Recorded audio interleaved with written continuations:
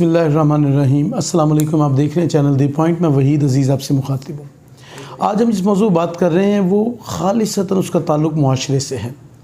ہم ایک ایسے معاشرے میں رہتے ہیں جہاں رشتوں کی قدر ہے، جہاں لوگوں کا میل ملاپ ہے، جہاں ہمارے ہاں تقریبات میں لوگ ملتے ہیں تو ان میں خلوص ہوتا ہے، محبت ہوتی ہے، ہماری رسومات ہیں، ہمارے رواج ہیں۔ یوں کہہ لیجیے ہم ایسی ٹریڈیشنز میں ہیں جس میں ایک دوسرے سے محبت کا درس دیا جاتا ہے، سبق دیا جاتا ہے، اور محبت ہمیشہ یاد رکھیں وہی کامیاب ہوتی ہے جو برداشت سے نکلتی ہے۔ ہم اگر اپنے معاشرے کو دیکھیں تو گزشتہ کوئی 30 سال سے تقریباً آہستہ آہستہ یہ برداشت کا عمل گھٹتا چلا جا رہا ہے۔ حالانکہ لوگوں میں دیکھیں میل ملاپ بڑا، تقریبات کے بہانے ڈھونڈے گئے، اکٹھے ہونے کے بہانے بھی ڈھونڈے گئے، لیکن اکٹھے ہونے کے بعد ایک دوسرے سے اس طرح کی ایک حاسدانہ کیفیت ہوئی کہ اگر 3 دوست ہوں، ایک اٹھ کر جاتا ہے تو دوسرے 2 دوست اس کی برائی شروع کر دیتے ہیں۔ اب یہ جو کیفیت ہے اس نے آہستہ آہستہ آہستہ انسان کے اندر سے فطری محبت ختم کی اور ایسی کیفیت پیدا کی کہ محبت میں مفادات کی سولی پہ لٹکنے لگی۔ جب محبت مفادات کی سولی پہ لٹکی تو جو اندر موجود انسانیت تھی، جو خاص محبت تھی ایک دوسرے کے ساتھ رشتوں کی بنیاد پر یا میل ملاپ کی بنیاد پر، وہ تمام چیزیں جو ہیں وہ حسد میں اس طرح ڈھلی کہ کوئی بھی اچھی بات انسان میں اس طرح کی نہیں رہی کہ وہ ایک دوسرے کو برداشت کر سکے۔ برداشت ایک بڑا عمل ہے، ایسا عمل ہے جو انسان کو بڑی بلندی تک لے جاتا ہے، انسان کو اس کے انسان ہونے کا اصل مطلب سمجھاتا ہے۔ جب وہ چیزیں بھی انسان پسند کرے جن کو وہ ناپسند کرتا ہو۔ اب ایک شخص کہتا ہے میں بڑا اصول پر شخص ہوں اور میں ایسا شخص ہوں کہ میں تو بنیادی طور پر ان باتوں کو پسند، جو اچھی باتیں نہیں پسند نہیں کرتا۔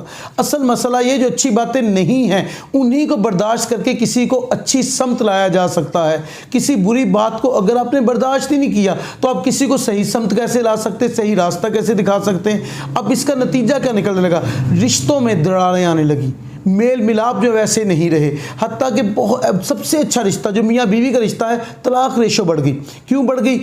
دونوں طرف سے توقعات کچھ اور ہوتی ہیں۔ شادی سے پہلے جو گفتگو ہوتی ہے اس میں ایک ایسا مائنڈ سیٹ کیا جاتا ہے کہ ایک دوسرے کے سامنے اس طرح پیش کیا جاتا ہے کہ جیسے آئیڈل پرسنالٹی بن کے سامنے آ جائے، لیکن جب وہ اصل تعلقات شروع ہوتے ہیں تو دونوں اپنی اپنی فطرت کو جب سامنے رکھتے ہیں تو وہ غیر فطری گفتگو جو پہلے کی ہوتی ہے اب وہ مسائل پیدا کرنا شروع ہو جاتی ہے، اور مسائل اس سطح تک جا پہنچتے ہیں کہ تعلقات جو ہیں وہ بگڑنے لگتے ہیں اور ایک ناپسندیدہ عمل جو ہے وہ روبہ عمل ہو جاتا ہے۔ میری مراد یہ ہے کہ طلاق یا ایسی کیفیت ہوتی ہے۔ اسی طرح ظلم، اب اس میں کیا ہوتا ہے کہ اگر بیوی نے کوئی ایسا کام کر دیا جو شاید شوہر کو پسند نہیں ہے تو اس نے کیا کیا؟ ہاتھ اٹھایا اس پر، اسے زخم لگایا، اسے نقصان پہنچایا۔ ایک انسان کے ساتھ یہ برتاؤ کرے تو کس طرح وہ یہ دعویٰ کر سکتا ہے کہ وہ انسان ہے؟ انسان کو بنیادی طور پر پروردگار نے باقی مخلوقات پر جو فوقیت دی تھی اس کی بنیاد عقل و فہم، ادراک، شعور پر تھی، اور عقل و فہم، ادراک، شعور نے انسان کو علم سیکھنے کی طرف راغب کیا، اور جب انسان نے وہ علم اور شعور حاصل کر لیا تو اس نے ایک معاشرہ ترتیب دیا، اور معاشرے میں سب سے پہلے جو اس نے بات رکھی وہ یہی تھی کہ ان لوگوں کو ساتھ لے کر چلنا ہے جو اس کے ناپسندیدہ بھی ہوں لیکن انہیں پسندیدہ عمل میں لانا ہے۔ اب پسندیدہ عمل میں کس طرح بغیر برداشت کے لا سکتے ہیں آپ؟ کس طرح کسی کی ان باتوں کو آپ ایک بڑا ایشو کھڑا کر لیں اور پھر کہیں کہ میں تو اسے صحیح سمت لانا چاہتا ہوں، تو برداشت کیے بغیر تو یہ ممکن نہیں ہو سکتا۔ اب چھوٹی چھوٹی باتیں، ایک مالک کا ملازم سے یا ملازمہ سے کیا سلوک ہوتا ہے؟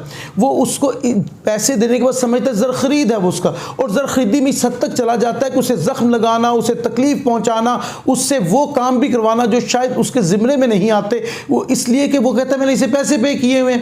اب جو پیسے پے کر کے وہ اپنی ملکیت کا دعویٰ کر رہا ہوتا ہے تو اس کی جو انسانیت ہوتی ہے وہ دم توڑ چکی ہوتی ہے۔ وجہ کیا ہے کہ اس نے اپنے اندر سے وہ اصلی محبت ختم کی جو برداشت کے دامن سے نکلتی تھی۔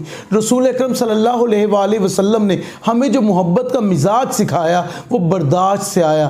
آپ نے محبت کو نیا رخ دیا تھا، نیا مزاج دیا تھا جو دنیا میں پہلے نہیں تھا۔ فاتح کے حیثیت سے آتے ہیں تو لوگوں کو معاف کر دیتے ہیں، اس لیے کہ آپ نے ان کی ہوئی زیادتیوں کو برداشت کیا، آپ نے لوگوں کے ظلم کو، لوگوں کے ستم کو، لوگوں کی جو انہوں نے پریشان کیا آپ کو یا آپ کو ایذا پہنچانے کی کوشش کی، اس پر آپ نے برداشت سے کام لیا، تو اس طرح آپ دنیا کے لیے رول ماڈل بن گئے۔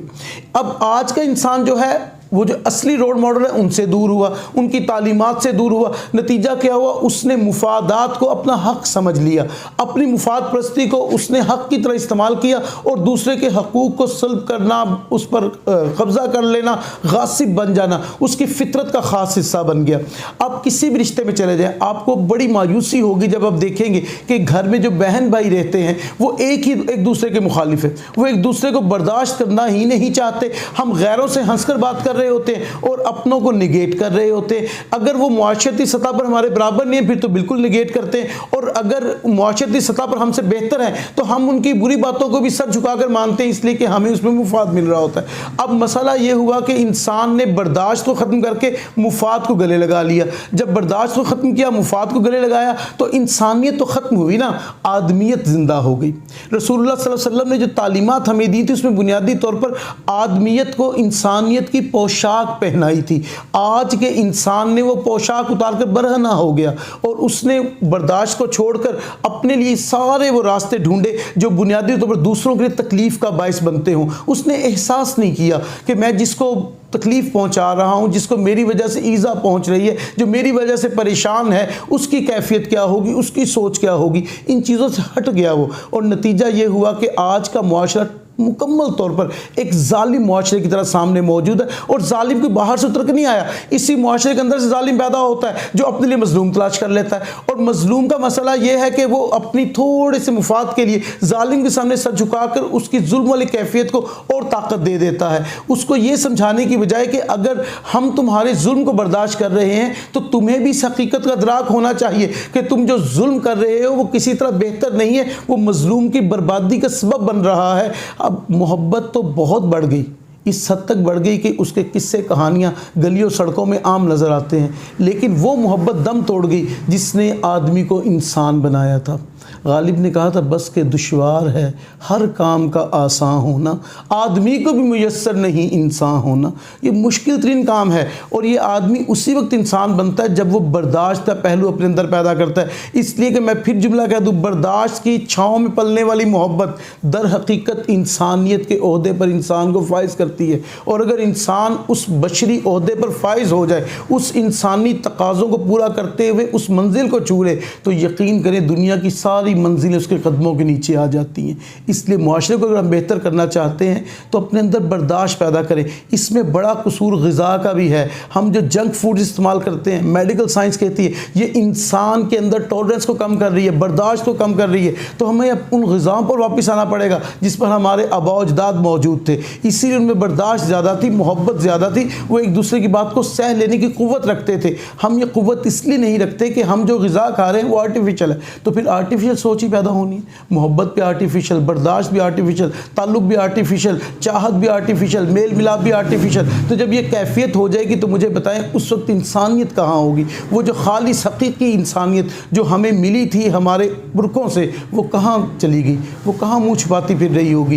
ये बड़े अहम सवालात हैं, हमें मुआशरा ठीक करने की ज़रूरत है, और समझना पड़ेगा कि बर्दाश्त अगर करेंगे तो यकीनन हम तरक्की कर जाएंगे, वरना हम बर्बाद हो जाएंगे। हम उन मुआशरों में शामिल हो जाएंगे जहाँ हकीकत का कोई अदराक नहीं करता। अपना ख्याल रखिएगा। वीडियो पसंद आई हो तो चैनल सब्सक्राइब कीजिएगा। ईमान अल्लाह।